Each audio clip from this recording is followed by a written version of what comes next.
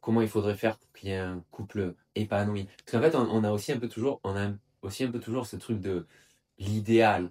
Des fois, tu as un couple, il est super bien, etc. Et on se dit, ouais, mais ça pourrait être encore mieux. Tu vois, au final, on pourrait se dire, non, mais on est juste bien là, comme on est. Pas besoin d'être parfait. Il y a un peu ce côté où on veut être dans la perfection en permanence. Ouais, mon mec, il est super. Ouais, c'était l'homme de ta vie. Ouais, ouais. Mais il lui manque des abdos, il lui manque des. Tu vois, il y a Parce toujours un peu ce qu'aujourd'hui, côté-là. on est de toute façon dans une Ouais. société idéaliste. Les photos sur Insta, sur les réseaux sociaux, ah ouais, elle passe des vacances fantastiques parce qu'elle a publié 3 photos d'une trop belle vue. Donc on publie les meilleures photos, on a le plus beau corps, on a les plus beaux habits, on est dans une recherche d'idéal. Donc dans ton couple, tu voudras la même chose. Tu veux tout de parfait, mais la perfection, ça n'existe pas. Comment on peut être épanoui dans un couple?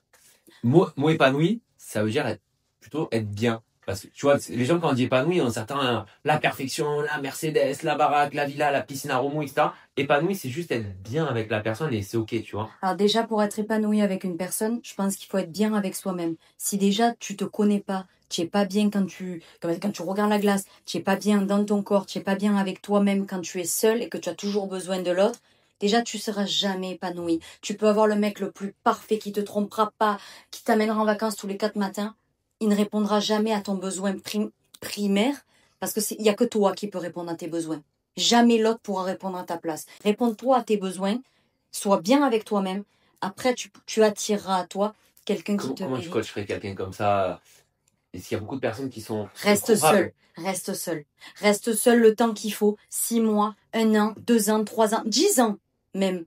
Mais sois bien. Apprends à t'aimer. Apprends à te respecter. Connais ta valeur. Si tu as un couple où tout se passe bien, il y a de l'amour, etc., mais que tu en as un qui est dans cette position de secourable, qui aime l'autre personne, etc., Apprendre à s'écouter. S'écouter, se parler, communiquer, dire simplement, voilà, là, j'ai besoin de ça. C'est-à-dire que tu m'as fait ça, t'as pas cuisiné ce soir, et moi je suis la bonige, mais tu me fais ressentir que...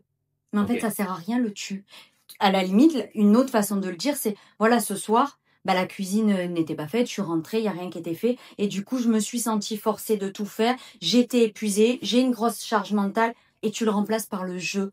Comme ça, c'est en vrai, c'est pas la même chose. Le message, c'est le même dans le fond. La personne n'a pas fait à manger, et l'autre est épuisé. Mais t'as pas dit tu. Ça sonne pas comme un reproche.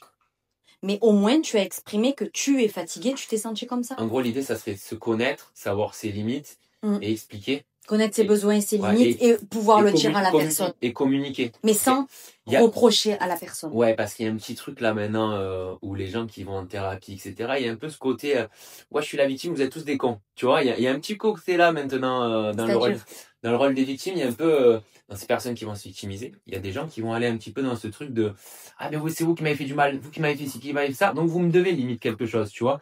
Vous m'avez fait souffrir, donc vous me devez quelque chose, tu vois, il y a un peu ce côté-là. La victime, si elle a pas envie de bouger, elle restera toujours dans sa position de victime.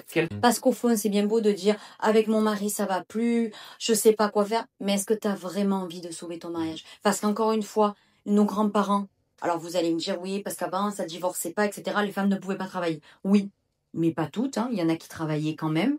Nos grands-parents, il y en a qui pouvaient travailler. Et au-delà de ça, je crois que c'est pas que ça. Faut arrêter de tout mettre sur le fait que les femmes travaillaient pas. Certes, c'est un fait, et il y a beaucoup de femmes qui restaient dans le mariage parce qu'elles ne travaillaient pas et que l'homme assumait tout. Mais il y a aussi des couples, jusqu'à aujourd'hui, qui s'aiment, ils ont 80, 85, 90 ans, ils s'aiment toujours et ils ont perduré jusqu'à aujourd'hui. Ils se sont parlé et ils n'étaient pas dans la génération, ils n'étaient pas dans une société où ça marche plus, j'essaye 3 mois et ciao. Non, parce que je pense qu'avant on apprenait à utiliser de la colle. Aujourd'hui la colle ça sert à rien, on prend du scotch, ça marche pas, c'est ciao. Pourquoi y rester aussi? Il n'y avait pas de téléphone, il n'y avait pas de réseaux sociaux. Et puis il n'y avait pas le truc de on s'appelle chez où? Non, il y avait que les cabines téléphoniques. Hein. Et encore avant les cabines téléphoniques, il n'y avait rien. Donc tu savais pas où il était ton mari pendant une semaine. Juste, tu étais à la maison, tu t'occupais des enfants. Donc tu sauras jamais. Ouais, ok. Tu vois, il y avait ce truc-là de aujourd'hui, si tu veux choper ton mari ou ta femme, tu peux. Parce qu'il y a les téléphones, parce qu'il y a les réseaux. Il y a plus de tentations par les réseaux aussi.